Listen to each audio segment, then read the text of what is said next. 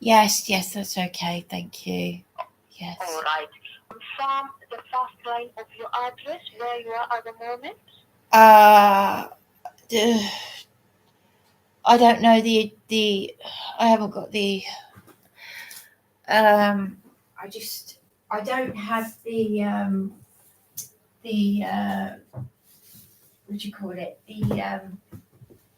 It's the Pearl and Pebbles Hotel. Yes. You know the postcode. I don't have the postcode. No. That's okay. Do you have the room number? Yes. It's 210. 210. All right. Well, really, tell me, why did you call 911? How can I help? Well, do you know what? I haven't. I've been awake. I've been. I'm actually. Do you know? This has prompted me to send a rather long email to the practice manager or manageress of the medical practice. As it was, I thought I'm going to have to call paramedics at some point because I've got a physical disability. I'm exhausted going up and down the stairs and in general, and I need support. And I've got this letter from Adult Social Care. Now, Dr. Singh had already said to me that I don't probably qualify because words to the effect I'm eloquent, which I've heard it all. Look, I can't cope with all of this. I've been in tears today. I was in tears and a great deal of distress. I've got so many problems. I've got a landlady who's been in contempt of court for 15 months. This is not normal. None of this is normal. And this doctor's practice, the receptionists called security today. Well, I say today, yesterday, Monday, Monday the 27th, and I've now had a sleepless night. I can't self-fund hotels forever. The local authorities are not acting by law for me. I can't cope. I can't cope with everything that's being done to me. There's a lot that has happened to me. And this is why adult social care are supposed to be getting involved. And my life has just been destroyed. I'm in the middle of sending an email to the practice manager or manageress. I was having anxiety attacks earlier. I'm feeling suicidal. And I could have what is a life-threatening condition because I lost a lot of blood last year. I've got all of this in writing. I tried to show the reception staff the papers, the the things that I have, because I've got an email from a solicitor saying that he has a full legal aid certificate to commit the landlady to prison. And I said to the staff, I said, I do not want to see the mental health nurse, Twiggy, or anyone who worked at SDR Living, because this solicitor was going to help me make a subsequent civil claim because of these people who had me illegally locked out of a flat. Now, I explained to the receptionists that I wasn't having a go at them. There'd be something wrong with me if I wasn't angry and distressed and raising my voice. When a person is distressed, well, me personally, my voice gets louder. That's just part of. So, but they shouldn't be working if they can't handle members of the public in a doctor's surgery who are distressed and raising their voice without calling security, who then caused me further distress. I needed water because they were bullying me. They my phone was then left on the reception desk. I had these security guards harassing me. I told them that I'm a rape victim. I'm a domestic abuse victim. I've been very badly assaulted and injured by both police and a security guard in the hospital. I am what you would class as an extremely vulnerable adult. Now, the last call handler was saying to me, have you got someone who can drive you down? I've got no one. That is why adult social care and the local authorities are not acting by law for me. They're not doing what the district judge instructed. They're not doing what the law. I'm illegally homeless. I've been using my late father's inheritance to self-fund hotels. I still don't know how my father died. And because of people like Twiggy, I was illegally locked out of my SDR living flat. And those people were supposed to be trained to deal with complex needs, but they couldn't even handle someone who just lost a parent. So what are they trained in when a managing director is locking you out of your flat? I had a brand new flat of 4 months. I've got more problems than I've ever had in my entire life. And there's Dr. Singh asking me, when was the last time I worked? I'll tell you what, I should have said to him, I've never stopped working over the past 9 years. And he should ask Darren the same question, my partner, because my partner, he came after me after my first appointment and he said, what about Darren? I thought it was quite strange that he came after me that was my first appointment with him. Have you got Darren? I said, no, he's suddenly ill. He can't do anything. I'm the one who's working so hard on my own. I've been left to sleep rough. He looked quite surprised when I told him that Darren had been arrested. So, and there's a lot that they don't know because emotional abuse is a taboo. And even in this day and age, it's very difficult for a female to talk about. But I am not being supported. I'm just being bullied and harassed all the time. I've been, do you know what? I've been thinking about leaving a suicide note with all these papers, because obviously I've done as much as I can. And I've still got a bag of gifts for Darren from a whole year ago. And I've got the legal ombudsman are investigating the law firms because there's been a lot of lies, a lot of corruption. I've got to complain about the MP caseworker and the local MP because Dr. Caro was meant to write a letter to the council on my behalf. I've got it in writing from Dr. Webborn that I lost a lot of blood last year, shortly after the landlady illegally locked me out. And these other doctors, Dr. Webborn, they were all telling me that Dr. Caro would write a letter to the council. And this man threatened me and my elderly acquaintance with police because I asked him to contact Ewan Morrison, the MP caseworker. And this solicitor, this very corrupt, notoriously corrupt solicitor, left me in tears 3 times. He hung up on me, and 3 times Ewan Morrison intervened. I've had abuse in the hotels, and I have been paying for it. My late father's inheritance has gone on hotels to pay for the abuse that I'm getting, not in this hotel, but other hotels. The one that was on GB News for illegal immigrants. I got abuse. I self-funded that hotel for 5 months earlier this year, and I had the police beating and arresting me because I refused to call my transgender sister a man. This was after the Supreme Court ruling in Parliament to say a biological woman is a woman. She's disabled.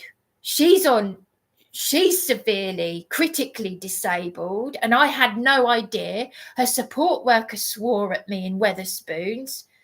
So I'm not safe with the police. The police have committed crimes against me, and I've got a landlady who should actually be in prison. I mean, this is beggars belief. It's beggars belief. Yes. Did you? Sorry to interrupt you. No, that's Sorry to okay. interrupt you. No, that's okay. I've heard all you've told me, but let me ask this question again. I'm very sorry. When you made this call to 111, what help were you looking for?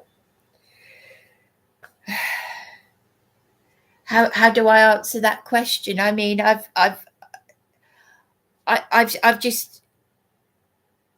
just said this is just it. I mean, with all due respect, I appreciate what you're saying, but when people then say, "What help do you want?"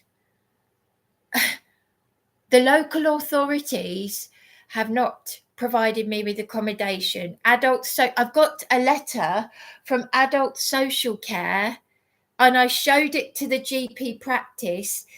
It said that I'm not registered with a GP practice. Now I am, because I was threatened and bullied and lied to at the Lighthouse practice. Now that I am registered with a GP practice, I'm now being treated in the same way that I was previously. They've committed I do not want to see. I did state when I first walked in there, I made it clear that I wasn't venting, I wasn't taking out my anger on the receptionists. I said I'm scared, I'm distressed, I've been crying today, I've had my suicide ideation triggered because a court contact centre call handler hung up on me. The law is not, I'm on severe disability, I should not be in this position. I've used thousands of pounds of back pip on the hotels previously when I was attacked by convicted criminals at Belmore Road. The same MP, Josh Burundi, has ignored a letter to the House of Commons about my very serious failings. And when he was councillor OBE, he still ignored me. I went up to London on Saturday because I wanted to speak to an independent politician about what I've been through in Eastbourne. I'm being severely failed here. This is harassment and gang stalking, and it's criminal. I've also had to put in a complaint to the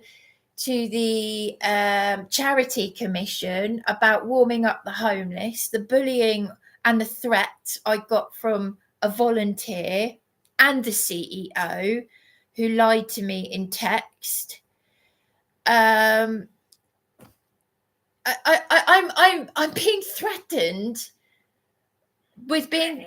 These people are demented. They're all crazy. Rennie? Yes. Sorry. Can I tell you again? You mentioned to me that today your suicidal thought was triggered. Do you have a plan? Yes, I told that I don't mean this rudely. I'm used to this script. I should know it off by heart by now. And I don't mean that rudely, but I've spent years. I feel like an old woman. I feel like I'm dying here. I've lost blood. I could have a life-threatening kid. I don't even know how my father died. I've always got a suicide plan. It's always there. What's the plan? The plan is, as I said, to leave a note with all of this information, all these documents, and to leave them on the bed where whoever. It takes guts to take your own life. I've been up to Beachy Head so many times. I've tried to suicide in many different ways, and it takes guts. It really, really does. It's really not easy to do, because otherwise I would have done it by now. I mean, I took an overdose. I took an overdose after 6 months after my mother died, and I was going through domestic abuse, and then I had attempted rape. Well, actually, it's classed as rape. And I put someone in prison and on a sex offenders register. And I never got help with that. But I needed help. I've needed help for nearly 30 years. It's a miracle what I've survived. And since I've been with my current partner, Darren, the local authorities have scapegoated him. They banned him from visiting me in the psychiatric unit. The former MP Caroline Ansell gave him a caring role through Care for the Carers. Really, I have to interrupt you, darling. It's okay. Sorry, I keep interrupting you. Sorry. But I need to arrange some help for you, okay? Please, if you don't mind, I know you said this over and over again, but I have to ask because I need to have this answer. Now, when you tell me you want to end your life, you have a plan of leaving a note, but I need to know, how do you intend to end your life? Does it really? I mean, does it matter at the end? Because really, at the end of the day, they all know this. I've been mocked. I've been told that I'm faking it. I need to interrupt you again. Is that faking it? But I arrange you some help. If it's okay with you, please answer my question. Yeah, no, it's always there. There's always a plan. I've said that many times. What's that plan? Well, I've just said I would leave notes. I've got a bag of gifts for Darren. I've got a bag of gifts for Darren, and I've had them for about a year now. October, November. They're collecting dust in this hotel room. Really?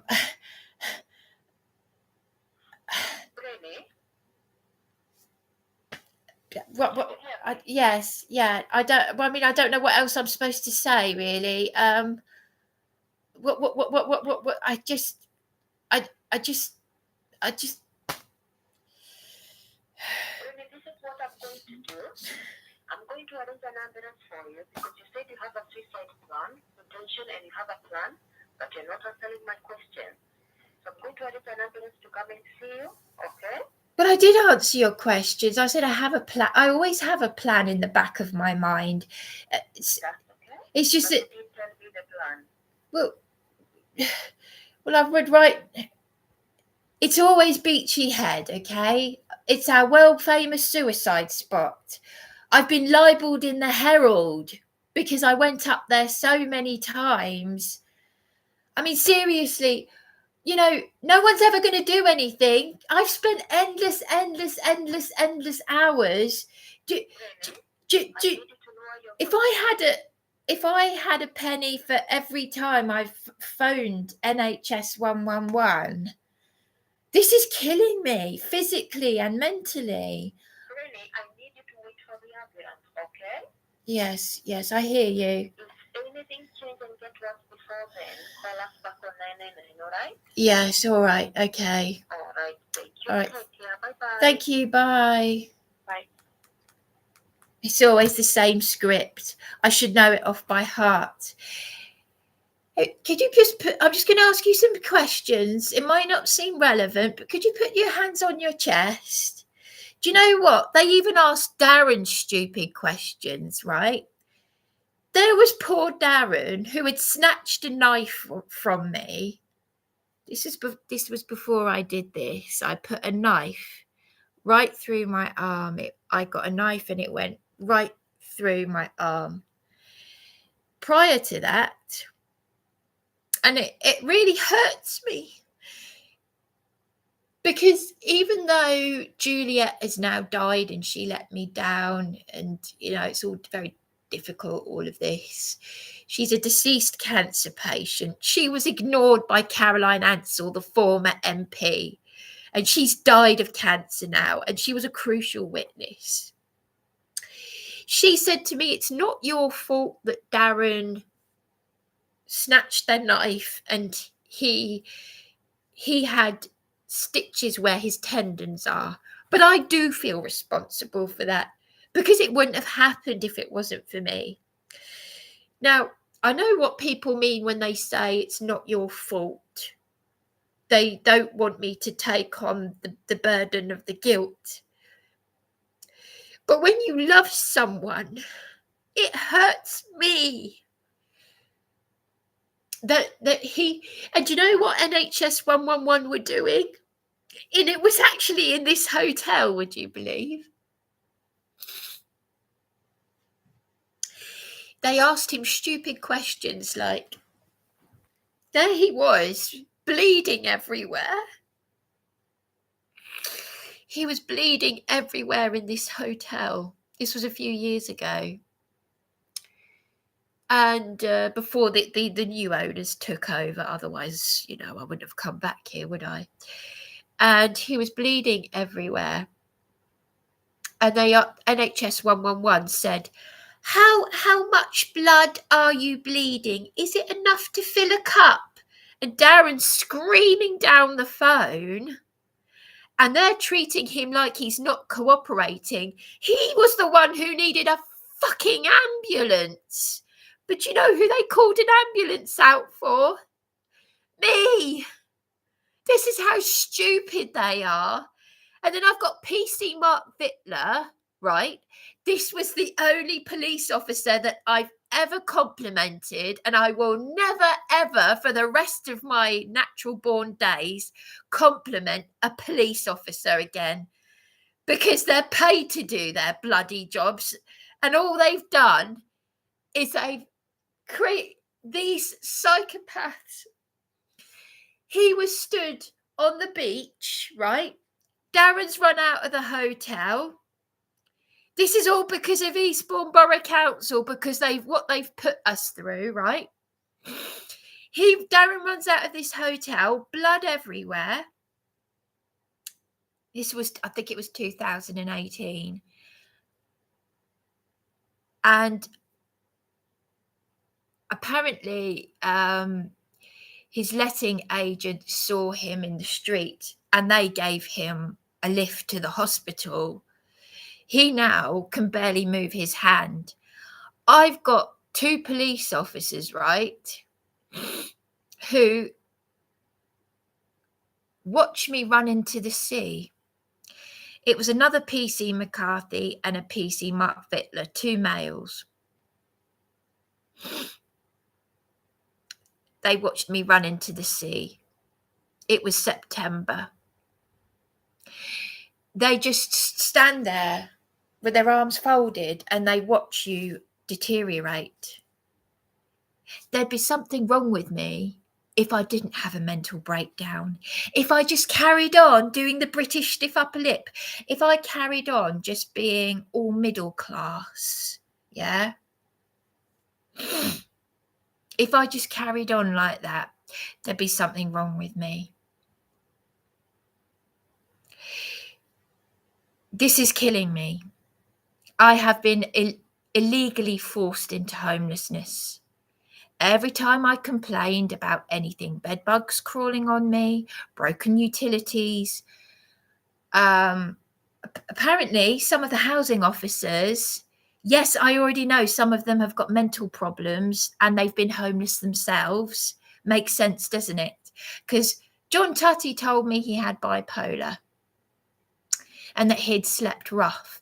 So why did he type up a fraudulent Section 184 saying that I broke the utilities that I complained about when a plumber said, it's not your fault, the place is dilapidated, the washer on the tap is gone.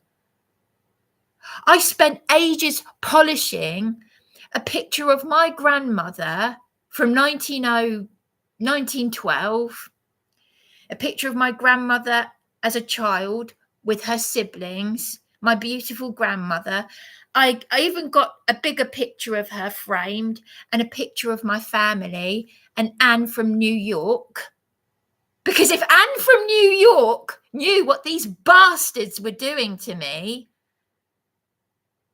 and she married into the mafia, and she was no nonsense like my mother, but if she knew, and that Karen and Felicity, mother and daughter, who pretending to be you poor thing, and then they illegally locked me out of 44 Cavendish Place. It had started snowing. It was February 2018. And where did I go? Up to our world famous suicide spot, Beachy Head. That's right. And who turned up? PC Scott Franklin Lester Sr., the one with all his medals. Yeah. And every time I complained, when I showed evidence of bed bugs crawling on me, or my life being in danger, me being attacked by convicted criminals, anything at all. So this is gang stalking, and it's a crime. And Eastbourne Borough Council, there are people, supporters from UKIP in this town, and they need to know about this. Do you know what? I was so shattered. I've been awake. It's 4:42 in the morning. I've been awake all night. I had a kip for about an hour. I was just out of it. I'm absolutely shattered. And then I started to get anxiety attacks. Yeah. So do you know what? I've spent this time typing an email, trying to use, because this is killing me. This is physically and mentally killing me. So I'm going to end this stream and I'll start another stream when the paramedics turn up, because they need to see this. Over and out.